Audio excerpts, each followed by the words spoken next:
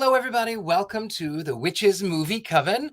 We would like to say thank you to Patty and Jason, who are not here. They are off being busy and fabulous and doing wonderful witch things, and I'm sure we'll hear all about it next week. But we have some beautiful ladies here, some that I met in person, one that I have yet to meet in person. Heather, I'm talking to you.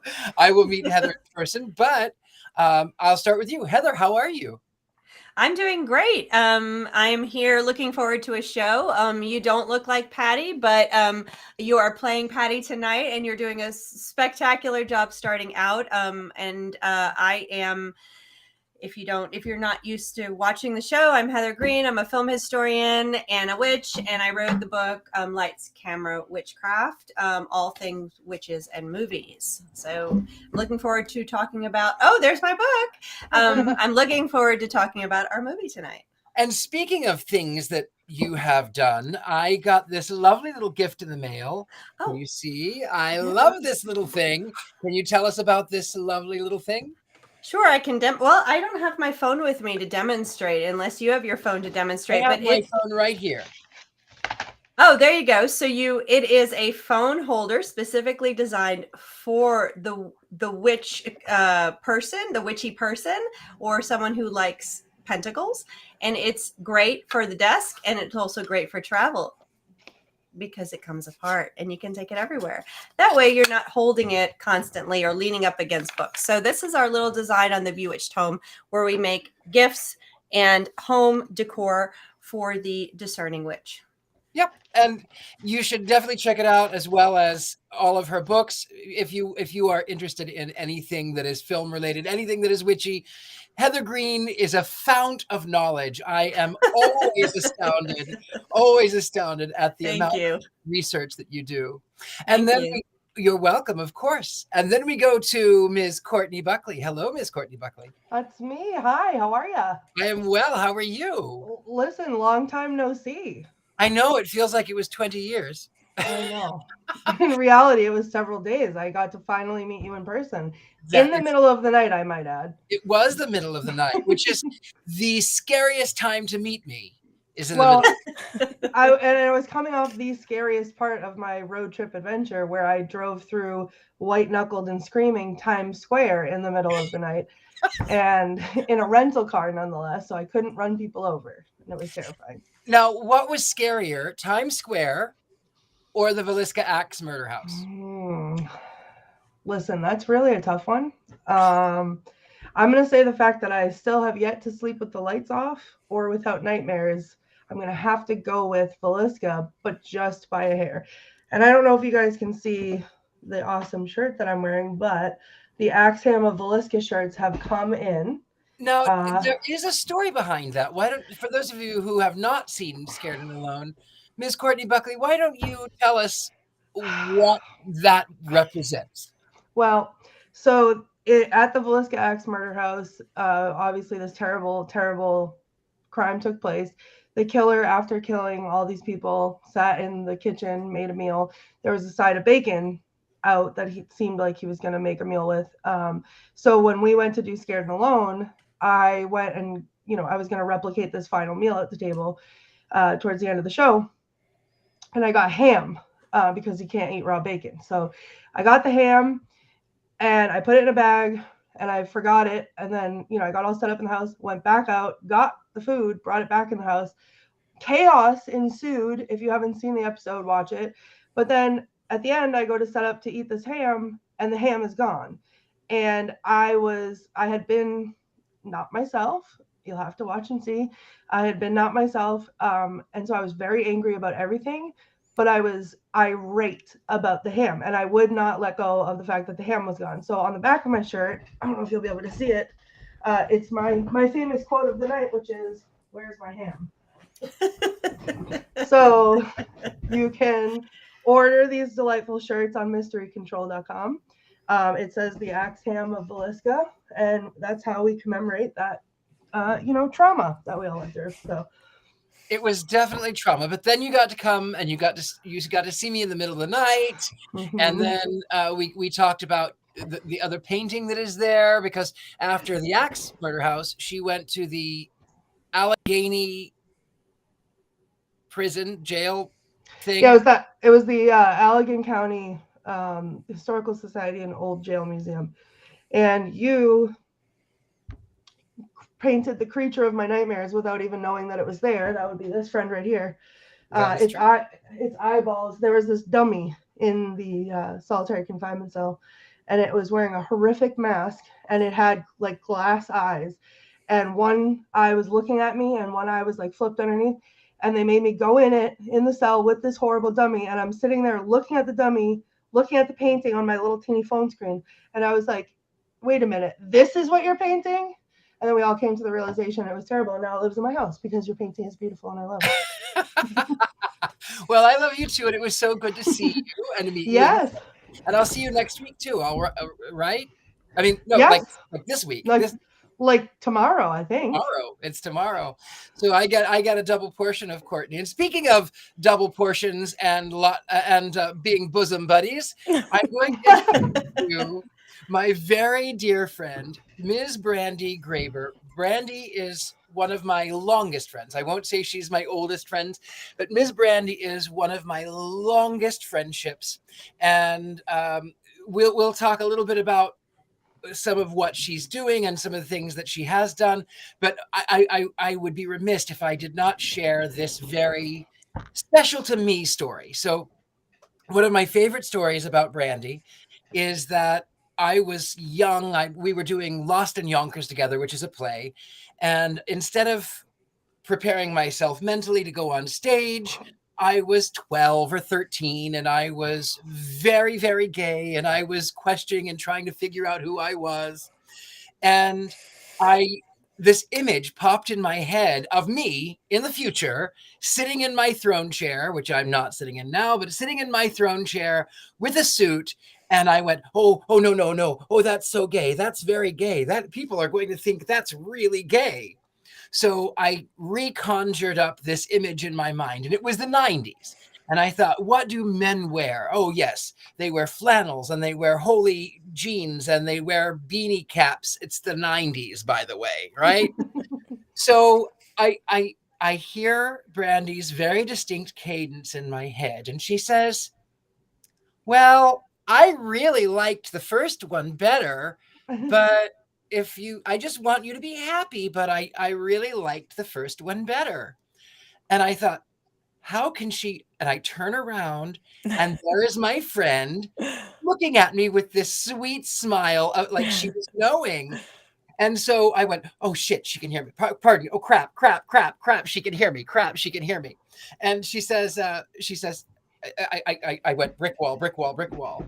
And then years later, I asked Ms. Brandi, I said, Brandi, remember when we did Lost in Yonkers and I was getting ready to go on stage, and then I retold the story, and I said, and then you comforted me and you thought these words, and Brandi said, well, you think very loudly, and I love you. It's true. So that was where I met Brandi. Now, Brandi, you have been a makeup artist. You did X-Files, and you did. You also, part of the reason that I wanted you here tonight is because you also, for a while, impersonated Elvira. I did, and that was in the 90s as well. Yes, for Coors, when she was representing Coors beer. And so, and then you did makeup for X-Files, and Austin Powers, and maybe a few other things. Georgia the Jungle and Jurassic Park 2. Can I tell a very personal story about Austin Powers? Yes. So, well, actually, maybe you tell it better. But it was she. Remember the fembots? That's the story I'm telling you. So you tell that story, Brandi. Well, we had cast a woman's chest for the fembots, but for whatever reason, the director didn't like them, and so he looked at me and said, "I want those." And cast my chest instead. So my chest it's the fembots when the guns come out. and start shooting. I am starstruck right now. Not only Jurassic Park 2, but the boobs from Austin Powers. That's Like, right. I cannot. I'm gonna need a minute. And also, Brandi is a witch. Brandi, you are now doing with what is the name of your shop? Spellbound Boutique in Spellbound Carthage, Missouri. Carthage. And now, because you are a witch, do you do readings there? Do you do spells there? What else do you do in the shop? Yes, we make mojo bags, and I teach tarot classes, and I'm teaching a Magic 101 class right now. Fabulous. And speaking of magic, maybe it's time we start talking about the reason that we're all here. Elvira. Something. Hearts on fire. Hey. That's a different Elvira. Elvira, Mistress of the Dark. Heather, we'll start with you. Since you are the witch historian on movies, let's start with you. Tell us what you know about Elvira. Well, I don't have, Elvira was around and popular when I was young. And so I personally was not focused on her. I don't know too much about her particularly, and she's fantastic. Everything I do know is she is fantastic. But what's interesting about this particular movie, Elvira, Mistress of Dark, is it came out in 1988. And that's how I always start whenever I give you this little historical tidbit, is where it lands in movie history for witch movies. And so it's 1988. So we go back all the way to that period of time. This is the very beginning of the second wave of popularity of witch movies. It begins around 1987, 1988, and then it goes until the late 90s. And so this second wave is caused by the satanic panic, which I've spoken a lot about on this show. It's that fear of satanic ritual abuse of children, witchcraft stuff. So the interest in witch films at this period of time is very different from the 1970s, very different from the witch wave we just went through. This was a time when people were afraid of witches, but or satanic stuff. So you had a lot of things. 1987, 1988, think Witches of Eastwick. Okay. So what's interesting is, though, at the same time as you had some of these horror movies start to spin up, witchcraft and occult related movies really start to get popular, you also had comedy. Okay. And so what happens is Elvira's movie comes out right at this time and becomes popular part of these comedy witchcraft movies. And there's a bunch of different ones, but specifically sex-based comedies. I call them those sex witch comedies. So another example of this, which I recommend watching, is Love at Stake, which has a very similar type of what I call them vamp witches. It's definitely a trope for the type of witches. And Elvira is most definitely a vamp witch. So she is, Love at Stake has one played by Barbara Carrera. She plays a witch called Faith Stewart. Similar, very Elvira, give you very much Elvira vibes. You also have a movie called Four Rooms.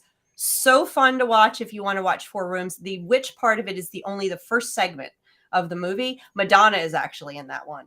And it's really kind of a fun, again, these are what I call sex comedies. It's definitely involves witchcraft in terms of these vamp witches, these sexy witches. It usually is a vamp witch that's trying to trick men or seduce men or, something like that. Again, it's the Elvira feel. So she had influenced these films. I think by this point, her persona was definitely influential in these movies that came along. So that's where this movie fits in. And it's definitely a fun, campy, and it showcases what Cassandra does perfectly. So that's where this movie fits into witchcraft film history. And I have to say, I really was so excited after we watched Carrie last week we watched Carrie? Mm-hmm. After we watched Carrie, my mind automatically went to Elvira because she says, oh, I've got this scene where I ripped it off. I mean, I borrowed it from Flashdance and I'm going to pull this bucket and all of this glitter is going to pour down over my body. But like Carrie, the bucket is not what in Carrie, she's not expecting it at all. But in Elvira, she gets tar and feathered. And so that whole scene when she's poured and she's in that theater and she's covered in this tar, it was an instant flashback to Carrie. Mm-hmm. And it's interesting for me, and I'll just say, is that the two movies are 10 years apart. So you can see how crazy and how different we changed and movies were changing as far as the display of witchcraft, because you had that evil kind of satanic or natural witchcraft of the 70s and those teen witches of the 70s, and that peters out, and by the early 80s you wind up with just kind of fantasy stuff going on, and then it goes back up to all the way we wind up with, Elvira this movie is one of the ones that introduces the witch movies back in, and here we go we're back at the forefront, the witches. So it's interesting. But anyway, someone else. Since we are on the topic of witchcraft in Elvira, I want to address Brandi. You happen to love Elvira with good reason. I love Elvira. In the witchcraft realm, what stands out to you in the world of Elvira and witchcraft? Well, that her mother was a witch. And then obviously her uncle was a warlock or a sorcerer of some sort. So that stands out to me the most. And that did it skip Elvira? Did it skip herself? Because she says, "Oh, I can't get my ring to work," at one point in the movie. So I'm very interested in her mother as the witch. My mother was a witch, so that interests me. That's a very good point. Courtney, how about you? What in witchcraft in Elvira stands out to you?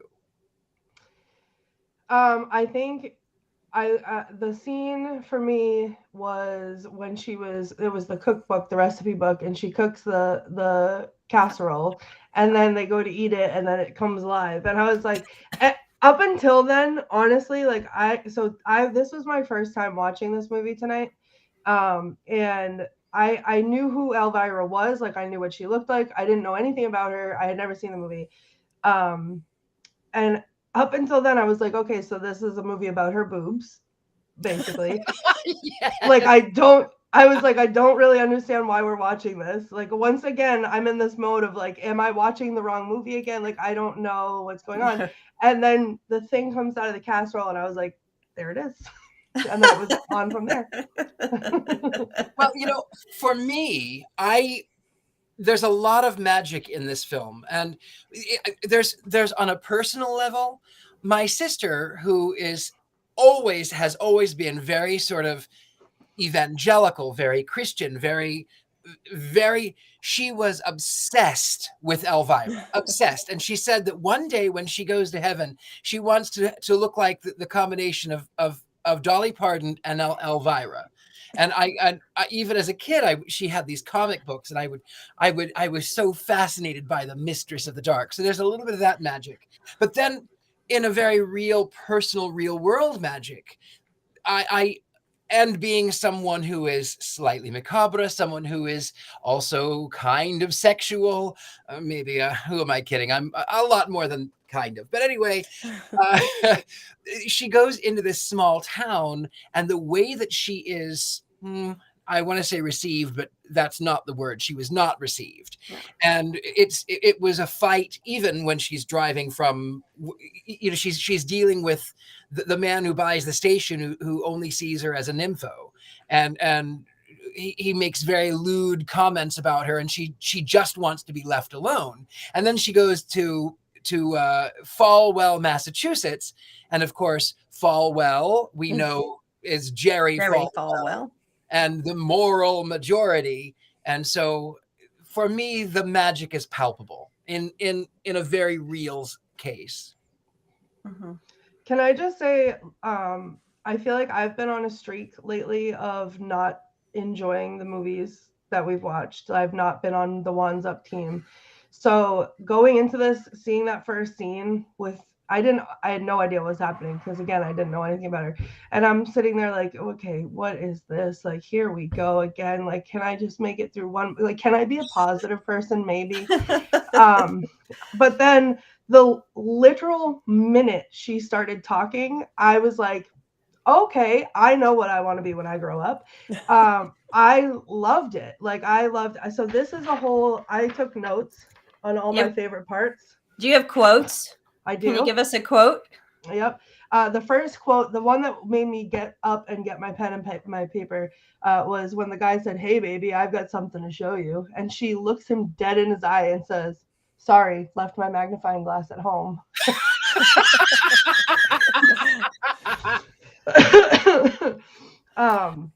And then the next one was, "There's nothing wrong with G-rated movies as long as there's sex and violence." And I was like, you know what? I feel that. But like from the minute, like again, it happened very quickly. Within like 3 minutes, I was calling everyone I know to be like, put this movie on right now. Like, you don't understand. Because for me, it was in the very beginning when like the news thing comes down on her and she's like getting up and trying to move around, and then they're like being jerks to her and she knocks the guy over into the news desk. But the lady with the big hair, I can't even talk about it. The lady with the big hair, her wig falls off. I thought I was gonna have a stroke. Like, it was so funny. That's the beauty. Oh, sorry. Go ahead, Courtney. No, go ahead. I was gonna say that's the beauty of this. And first of all, her character and the way she portrays it. These are not supposed to be serious witches, and she's mocking a lot of what's going on at the time. She's at the same time playing or on the surface, she looks like a woman who is falling into a stereotype, an objectified character. But the way she plays it so wry, it's like this subtle beauty that you go, okay, she's really impaired. She just really, there's a subtext to her, similar to the subtext to other witches we've talked about, where she's just like, and it makes it so funny and it's perfect. And that's what you find with a lot of these sex comedies. They're mocking aspects of what's going on. They're not really about witchcraft as we know it as modern witches. They're not taking it that seriously, but they're using it because society was also mocking it, or society was taking it too seriously. So they're mocking witchcraft. They're mocking society, and she's mocking society in a way, and so you look at her film, and then these other ones, Love at Stake and Four Rooms and these stuff, and there really is this I don't know what to say, sophisticated it's a sophisticated underlay of mocking that goes on of what's going on in society that Cassandra captures with her character so well with Elvira. So that I enjoy. I do, you have to just grin and go, okay, yeah, I get what you're doing. Like, this movie is entirely my sense of humor. Like, I was wheezing the whole time and screaming, oh my God. Like, I can't, when they did the reading of the will or whatever they were doing, and she was jumping up and down, and she's like, tell me, what did I get? And the guy who's reading the will is sitting perfectly still, but he's like out of breath. Like, It's sophisticated silliness. That's the word. It's sophisticated silliness in there that she weaves in. I mean, it's just like, yeah. And the fact that like horrifying lady's name was Miss Chastity Pariah. Like, that was exactly what I was about to say. Yes. Is that she's my favorite side character, and I love how that she says, let's not call names. She's a woman of what does she say? She goes on to say she's a purveyor of pulchritude. But can we talk about the morality club picnic? Because I think that's my favorite scene in any movie ever. Because first I noticed the sign in the back and I was like, oh, okay. And then she brought the casserole and I was like, here we go. Like, the thing's gonna, like, they had me totally exactly where they wanted me throughout this entire scene.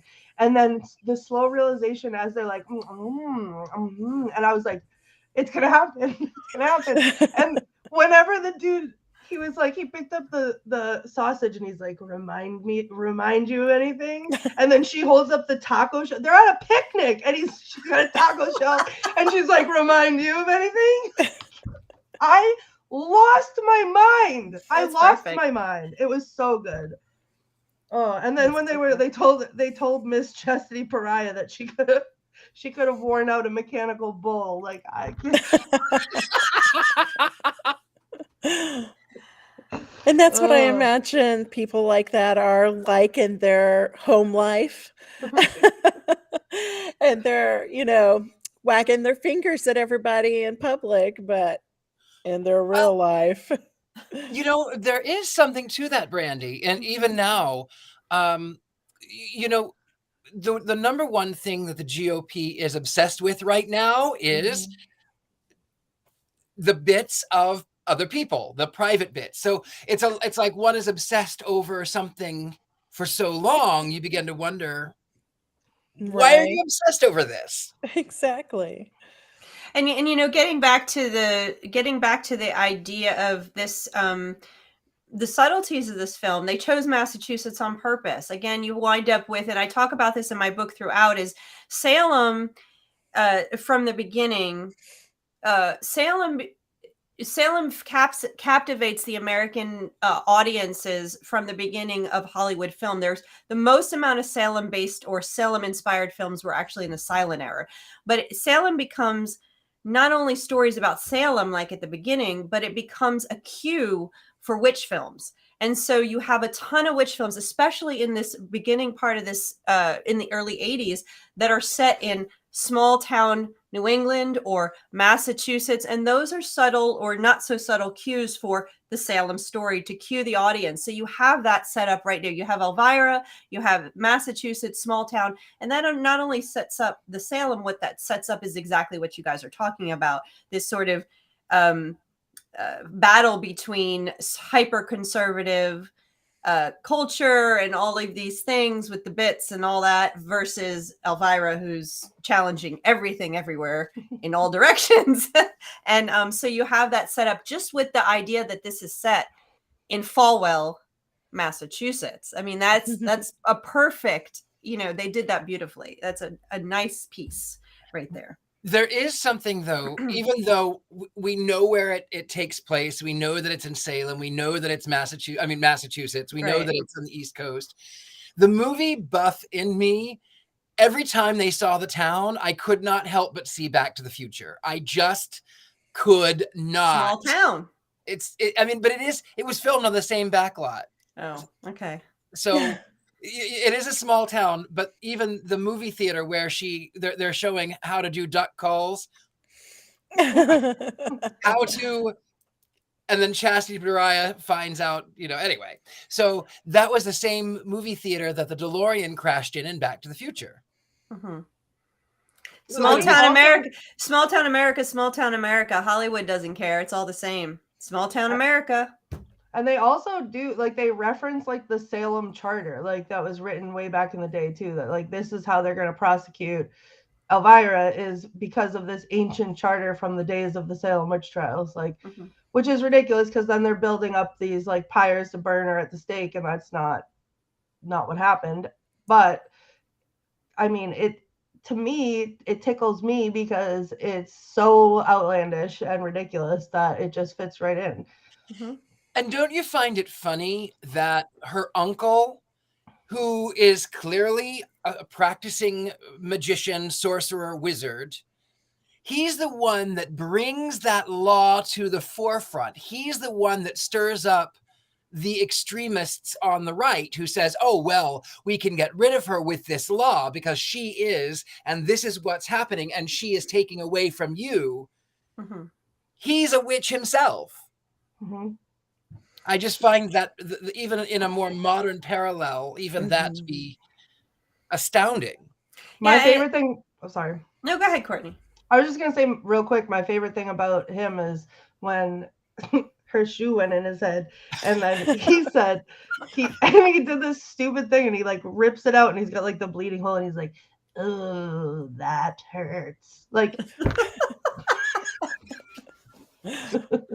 I love when she has her ring on her finger and she says, take that, and the ring goes off of her finger and it goes onto his.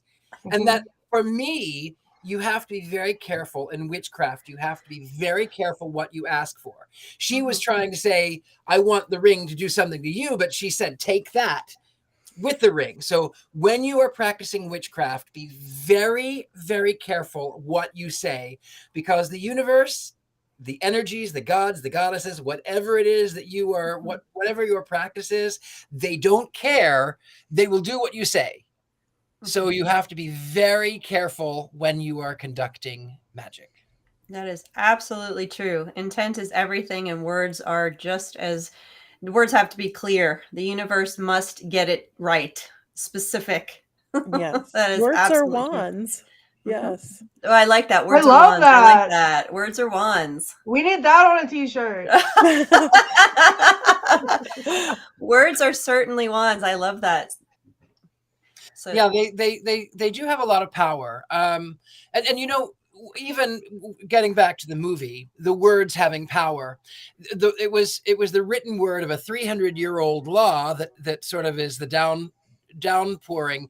And then what I find to be so peculiar is that they have her, they're about to burn her at the stake, and her beautiful white milky flesh is about to sizzle. I think that's a line Yes. there. And so then, of course, it's a 30-year-old film. If you haven't seen it, you know, spoiler alert.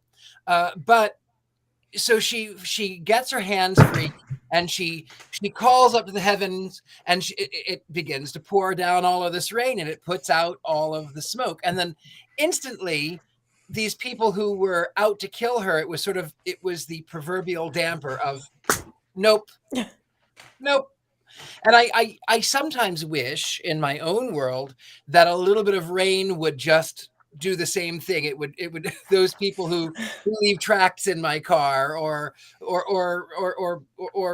they get offended. They don't want to park by me because there's a devil on the dashboard. You know, I wish that there would be a little bit of rain that would maybe make them not be so uptight, I guess is the word. Yeah, so encompassed in what you just talked about the movie are the two things that I wrote down on my list in capital letters, which would be number one, the priest who comes into the cell, and I don't, spoiler alert, whatever, but he comes into the cell and she's like, oh, finally, someone reasonable. And he's like, may the gods, and then he's like instantly like, I was like, what? It was so good. And then when she's on the stake and she's like going back in her memory, and then there's little baby Elvira, like I screamed out loud with her hair and the little makeup, and she's a little baby, like so good. I think it's fascinating that, you know, to me is you know, this movie is not one that's going to be known like a Godfather or like one of the best American movies, but it has a character in it, Elvira, as a witch or as a female empowered figure character, as someone who is subversive to the mainstream. And in this movie, she is hitting against a major trend that was happening in society, which I talked about, the Satanic Panic. That was iconic. I mean, and what's amazing to me is that she is not, I think the younger generations right now don't really know who she is. She is not lasting the way the witches of, let's say, Hocus Pocus have. People know who they are. She isn't lasting the way some of, like, the Wicked Witch of the West, some of these other witches. She doesn't have that same, and that's fascinating, because if you really dive into the work she did and you pay attention, yes, it's silly, yes, it's campy, but she was using comedy really to hit hard against some of the stuff that was going on, and she's like iconic. There's nothing like Elvira, and even I wasn't a fan. I mean, I wasn't a fan. I wasn't against her at the time. I just wasn't paying attention because I was, younger, but now looking back and doing research, she's an icon that in terms of witch films and in terms of just American culture, she's amazing. And I'm sorry. No, that's it. That's all. I'm just singing her praises. For me, again, I talked about at the top of the hour, my sister who was so evangelical and was so obsessed with Elvira. And yet my sister is a wonderful person, but my sister would find satanic imagery in everything from a 19th century lithograph I had on my wall to a wind chime that I had because it looked like the devil. I mean, but she was so obsessed with Elvira, and the imagery is blatant. She has an inverted pentagram on her steering wheel. She is clearly mistress of the dark. What do you want? She's right. But go ahead. Sorry. No, go on. No, I was going to say, I think she captured an 80s type of witchcraft, a representation that doesn't resonate now. I think it's a combination of her being very buxom, which does not happen in movies now with strong women. And I think also she almost is seen as mocking witchcraft to a degree, because I think I'm just thinking out loud in terms of why her popularity, why she doesn't hold the same popularity as some of these other witch icons that we know of and love. And I think that's maybe part of it. But, if you look closely again at what she was doing, she was actually very aggressively subverting the patriarchy. She was pushing against stuff, even if she was using a macabre and a witchcraft aesthetic and not really embracing it. She was doing it, and it's pretty cool. So, well, I think also too, like, as a person who, you can't tell by looking at me now, but used to be young with long hair and skinny and buxom myself, where no matter what I wore, it was a problem. Walking down the street, it was, I was harassed every single day. So watching her, it was like, it almost healed my inner teenager a little bit to watch this now, because she just shuts everybody down in like the best way, or uses it to her advantage, like to service her. So watching that, it made me feel more empowered, like, I mean, back in time, but like more empowered in that way. And I think she's so relatable. But like, again, like you were just saying, Heather, I was born in 86. I wonder why I didn't, watch that growing up, because it was relatively around, the time that I was younger. But I never until today had any idea who she was or who she stood for. And like, what a rock star. Yeah, she's a rock star. Yeah, when I was 12, that's when she first came on the scene. And I was this little witch girl growing up that had been picked on in a small town. And when I first saw her, and she's so sassy and smart and beautiful, I thought, that is what I want to be. I want to be that. And I had that thought today. Excuse me. And you did that. And I did that, yes. I grew up to be her. And I still think of her in situations even now, what would she say? What would she do? In my little small town, she's still a big deal. Everybody still knows her, who she is, and thinks she's just the bee's knees. I think there is something too about, though, the being in the satanic panic.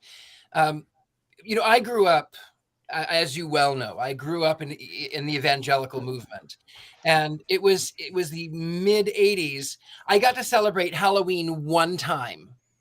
I was 5. I got to celebrate Halloween one time, and then the satanic panic came out, and it was the devil's birthday, and the witches, they eat children, and they sacrifice your black cats to the devil.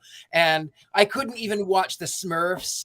And my sister, who loved Elvira but was so caught up in the satanic panic, would not even, she even told me that He-Man, the evil that was He-Man, was going to rub off on me. Now as an adult, I go, wait a minute.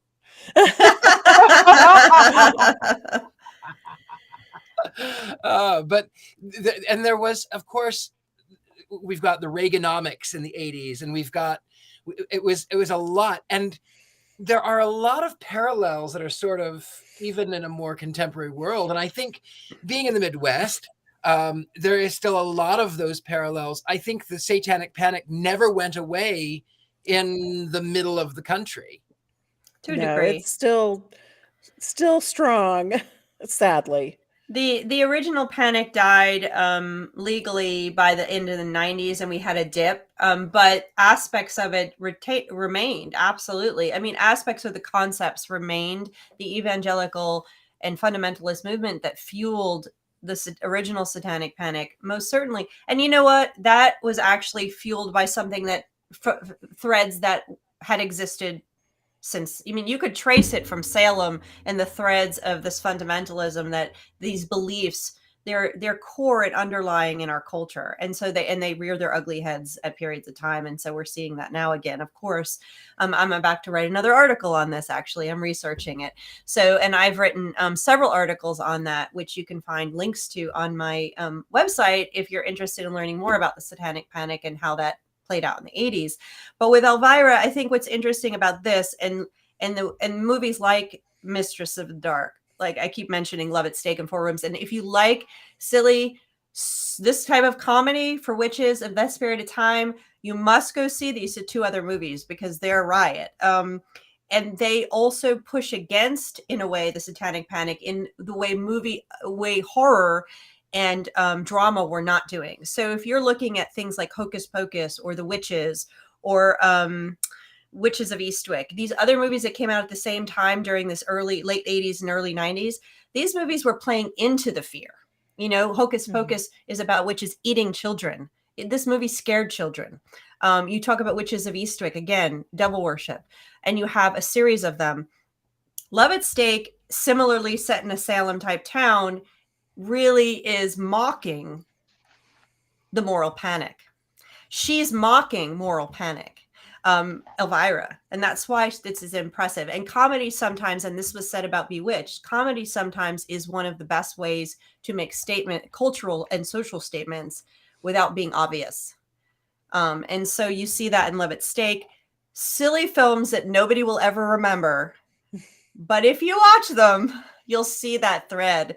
And again, these are what I call sex comedies. So you watch that one. In Four Rooms, there's a lot of magic in Four Rooms. Again, Madonna's in that one, which, you know, of course, I was like, I got to watch that one.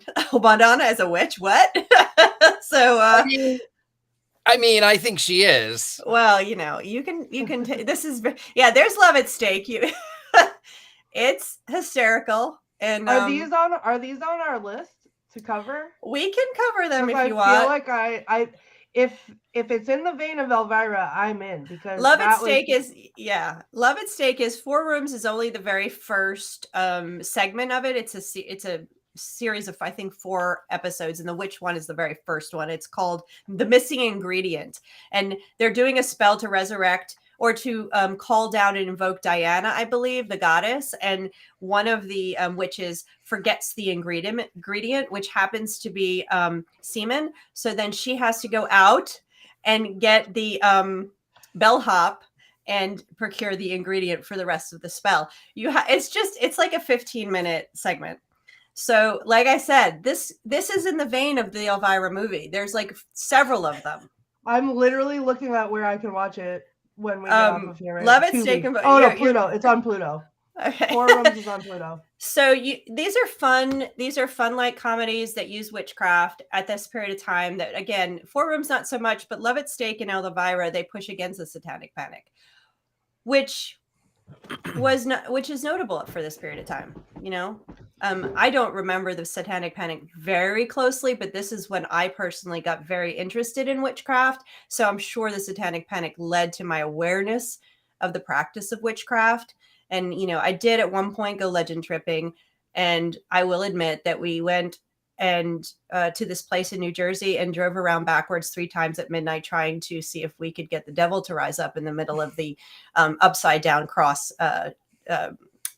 tower. And did you? as soon as we drove around the third time backwards in the dark without lights, we got out of there so quick we didn't look back to find out if we had done it. So,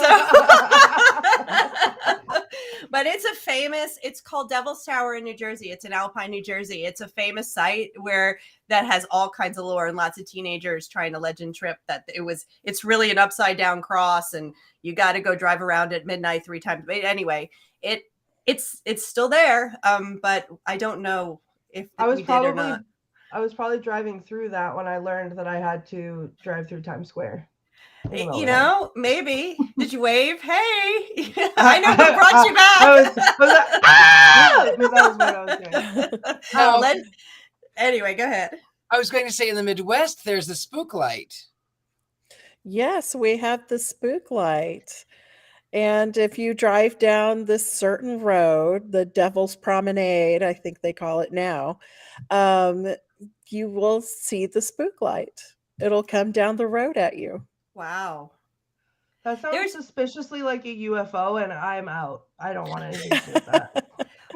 During the 80s and 90s, from what I understand, it would because of the Satanic Panic. I don't know, it's not my area, but legend tripping for teenagers was a huge thing. So people would try to do, spook lights and going to cemeteries to do certain things you had to do is huge. You'd find it. And that's really what eventually led to, or was the background behind the Blair Witch Project was a legend tripping thing. So it was a big thing in the 80s and 90s. I think the Satanic Panic was part of that too. So we did it. we had it when I was like a teenager in the 2000s too. Like it was like a local legend with the called the seminary, and the nuns Satan worshipped and killed a bunch of kids or something. And so the tree glows red. And if you drive past this like scary dirt road, and you'll see the tree glow, because it's an active seminary. So like sometimes nuns are actually walking down the street, and then we try not to crash into them because we're terrified. And you see the red glowing light, which is really an exit sign, but like everyone gets too spooked and like tries to drive away real fast because the devil's coming. Like that was still heavy in the 2000s. Yeah. I did a video a couple of years ago, an hour outside of Los Angeles, up on this mountain. It's called Satan's Castle. And the funny thing is, I'm going to tell you, now there was a whole Satanic Panic thing. They said that there were priests and nuns who were trying to take children from this tower to the nursing. It was, I don't know, some weird convoluted story. And they said that the devil built the tower in the middle of the night, and all this crazy lore. But I will tell you, I drove my car, Mr. Satan. I drove it up the mountaintop. I dealt with my my fear of heights. I had to breathe, but I got up there, and my video started acting up. My fellows here, their voices were manipulated. They sounded like they were actual devils. So, that maybe there is something to these things, and maybe they were enhanced by the Satanic Panic, much like Elvira was enhanced, pushing back on the Satanic. Absolutely. Can I sorry. No, go ahead, Courtney. I was just going to say, before we're getting close on time, but I have 3 more notes that I wrote down that I just wanted to revel in with you guys because I love them. When she threw the leeches at the guy that was trying to come on to her, and the leeches were squeaking, first of all. And then he was so afraid of the leeches that he fell back through the door. Like, they're just leeches. But that to me was hysterical. And then at the end, the dog in the neck brace, I almost lost it. Because that dog was crazy. And I looked it up, and the dog was actually crazy in real life, supposedly. And it bit people's ankles. And that's the best thing that I've ever heard. But like wrapping the whole thing up, the ending to me, I was like, oh my God, like I'm so into it, and it's feeling really wholesome and like beautiful and like whatever. And then the guy puts his arm around his son and he says, he touched a part of my son that no one has ever touched before. And the son is like, yeah.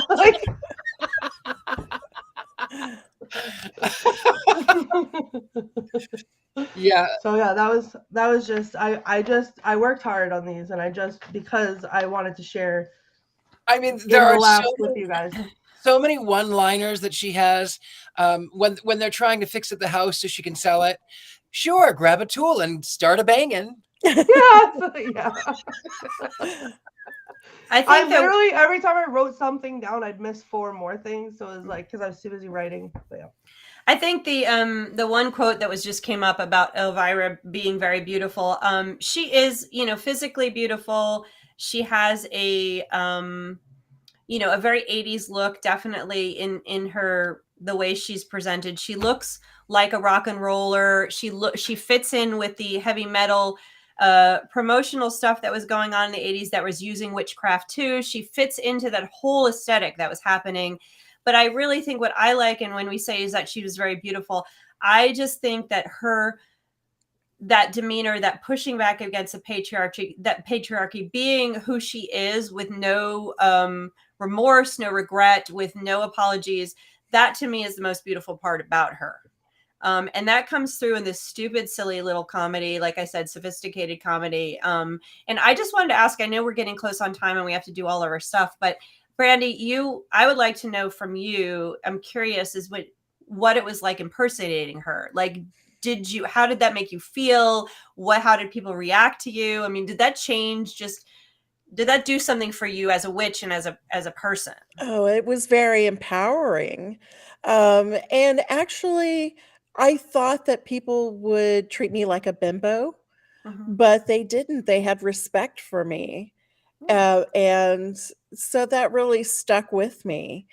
And as a witch, oh, just wanting to be like her and like her mother Morgana. I just wanted to be that empowered and not sorry for who I am. And I've really carried that with me, especially moving back to a small town and creating, witchcraft for now people who are coming here to learn, to not be sorry for who you are.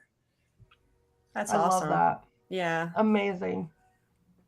I would guess that would be something that Elvira would like to Oh, yes. I've met hear. her twice, Oh, and I've wow. told her how much, I love her and how much she's influenced my life. And she's just as sweet as you would think she is. Mm, that's amazing. Thank you. And we heard earlier that she was supposed to be Ginger from Gilligan's Island. I did not know that. I I could did totally see that though. Can't you just totally see with the that? red hair. Oh You know yeah. what I think fascinating. I know we've got short on time. What I find fascinating is the transition from Morticia, 1938, Charles Adams, Mhm. to Vampira, who sued Elvira, but now Numi was her name, I think. Yeah. Vampira.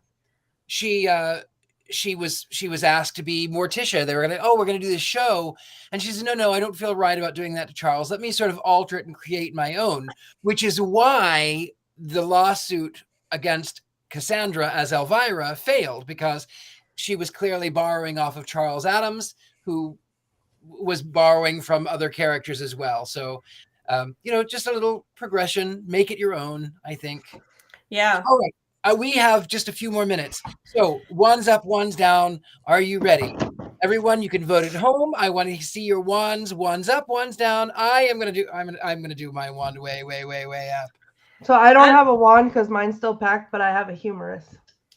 I'm doing wands up because it's fun and campy. It's very few movies I give a wands down to. It's not a movie that it's my favorite movie Elvira. So it's a wands up just for Elvira and the campiness. Oh, yours is way up there, Courtney. Yeah, Crystal's up.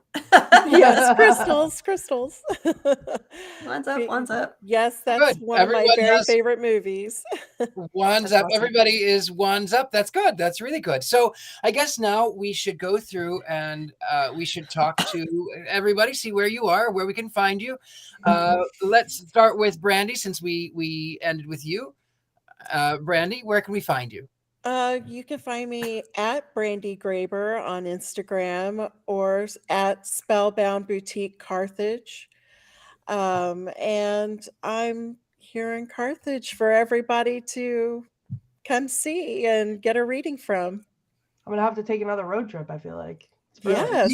Come I'll to show you all Atlanta. the spooky parts. Brandi is, again, she's very good. She is the one who reads my cards. So everyone who asks me where I get my cards read, Brandi reads my cards for me. Now let's go over to Courtney Buckley. That's me. That's you. So you can find me on all the socials at the Femes. And you can watch me as Ghostbait on Scared and Alone, which is scaredandalone.com, or at Scared Alone Live on all the socials. You can go back and watch the most horrifying night of my life, which was the Villisca Axe Murder House, or the Allegan County Jail, and see where this painting was born from. And then stay tuned for maybe some new episodes coming. But yeah, that's it for now. I'm just trying to remember how to sleep with the lights off, and that's where I'm at. And of course, Ms. Heather Greene, delightful to have you. Tell us where we can find you. You can find me at my website, heathergreene.net. All my socials are linked there, as well as links to the articles. I am, which I didn't mention earlier, a journalist, and I focus on witchcraft and the occult. And I've had several articles, new ones out, and I'm working on another one. So you can always find updates to my articles there. I will also be I'm on the board for the event called Mystic South. It's in Atlanta. So it is all witchy, occult, a mystical, magical event, 3-day event in Atlanta in July. Come to Atlanta during the hot Atlanta in July. And I will be there. I will be doing a presentation on haunted dolls there. So you'll get to actually physically see some of my dolls. Courtney is going to be my guest. Nope. So you want to send out not a doll down to us? for a hot Atlanta second, I was like, maybe I'll go. And then I remembered about that. And nope. Well, you don't have to attend the haunted doll session, although it is going to be quite fabulous. And anyway, so so I'll be doing that, and of course, every day I get to work with wonderful authors. An editor for Llewellyn, so I get to see all the fabulous books that my authors are going to be coming out with over the next year. So you can also see that on my website, which ones I'm working on. So, and yes, and the Bewitched Home, which just came up, which I help coordinate some of the wonderful little witchy stuff that we have there. So, and come say hi, visit me, all the socials. And then you can find me. Thank you, by the way. You can find me. I'm anywhere good gentlemen psychics are sold. So that's Instagram, Facebook, the YouTube, all of the medias of social. And I'm really easy to be found. And also I am teaching at University Magicus. So if you have wanted to learn about magic, if you've wanted to enhance your magical presence, come and join us at universitymagicus.com. Also, you can find me, like Courtney, on Scared and Alone, and we've got new episodes that are coming. Also, yes, just like that. And also, you can find me this week in Boston. I will be at SatanCon to help create the satanic panic. Yes. Anyway. Richard-Lael, real quick. I couldn't find the actual post, but I got a notification earlier that people on my Nextdoor app, which, as everyone knows, is very dramatic, but something having to do with like how people were terrified that this was happening. And I tried to like get it so I could screenshot it and send it to you, but I can't get it. I don't know where it went. I am glad I did not take Mr. Satan, because he would have ended up like Elvira's Thunderbird. Mm-hmm. Careful, paint. Brandi, it was such an honor to meet you, and thank you so much for being on with us. Thank you, Brandi. So much. This has been a blast. But one more thing to do. Uh-oh. All witches like to cackle. Witches, excepting for Elvira. I don't remember Elvira cackling. Do you remember Elvira cackling? No. She can, though. She likes to. It just wasn't part of the script. It was not part of the script. Okay, well, part of our script is at the end of every single show, we cackle because we are witches, and we want you to cackle because you are witches. And at the count of 3, we are going to cackle. 3, 2, 1.